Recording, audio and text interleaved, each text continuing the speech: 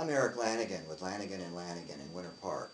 I want to talk for a moment about an episode that recently happened in a bankruptcy that involves the tenancy by the entirety exemption in the state of Florida.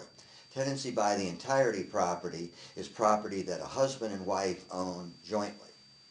And I often say in a marriage there are two people, but there are actually three property owners.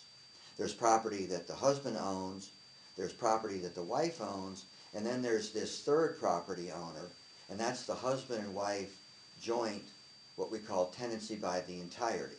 And in Florida, there's a presumption that property accumulated during the course of a marriage is tenancy by the entirety's property unless the husband and wife have done some affirmative act to indicate otherwise.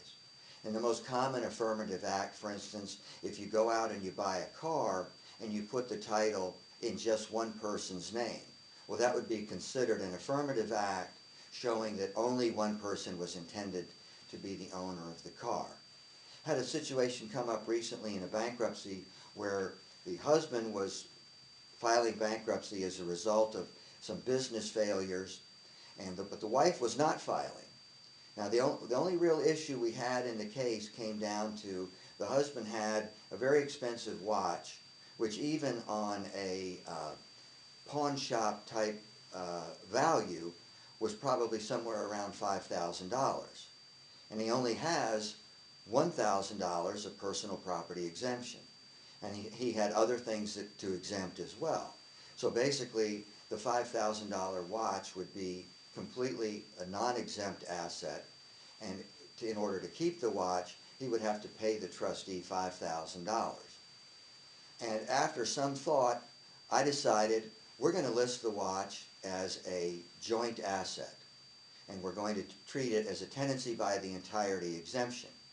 And the reason I came to that conclusion is I asked the question, well, how did you come by this watch? Was it a gift to you? And he said, no, he said it was a gift to myself. He just went and ended up in the jewelry store, and probably on an impulse buy, he bought this watch. Well, he paid for it out of their joint bank account. So joint assets were used to buy the watch. So I took the position that one spouse cannot unilaterally divest the other spouse of their value in an asset just by going out and buying something that they call their own. Just like if the wife went out and went to the jewelry store and on an impulse bought herself a diamond earrings or a diamond necklace and used their joint account, why would that suddenly become just her asset? If their joint assets purchased it, why wouldn't it likewise be a joint asset? Now, if you give your spouse diamond earrings for their birthday, or you give your husband a Rolex watch for your anniversary, that's clearly showing an intent that the property belongs to one or the other.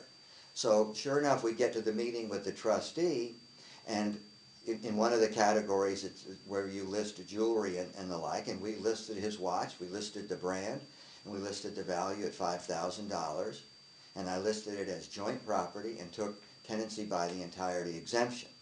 Well, of course, the trustee practically hopped out of her seat and took the position that how can his watch be joint property? I said, well, first of all, you're calling it his watch. I'm calling it their watch. And I used the example that I just gave you and said, just because he took money out of their account and bought a watch that she doesn't wear doesn't mean that she doesn't still have an ownership interest.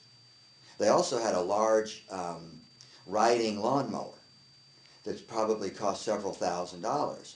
And I listed that as joint property. And I said, she's never even sat on the lawnmower, much less driven around and mowed the lawn.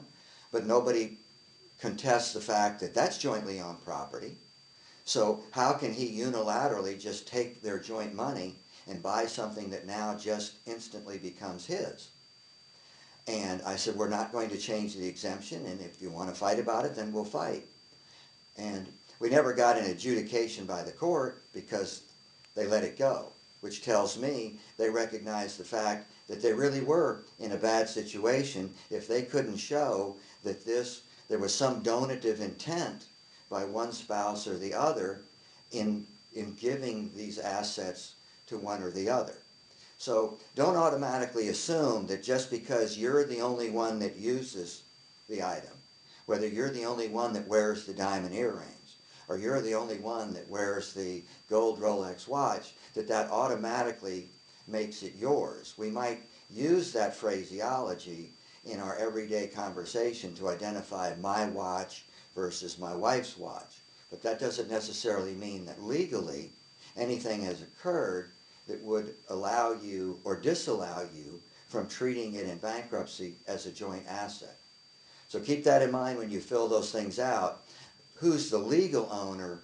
It may well be different from whom you refer to as owning the property. Again, Eric Lanigan with Lanigan&Lanigan in Winter Park. Thank you.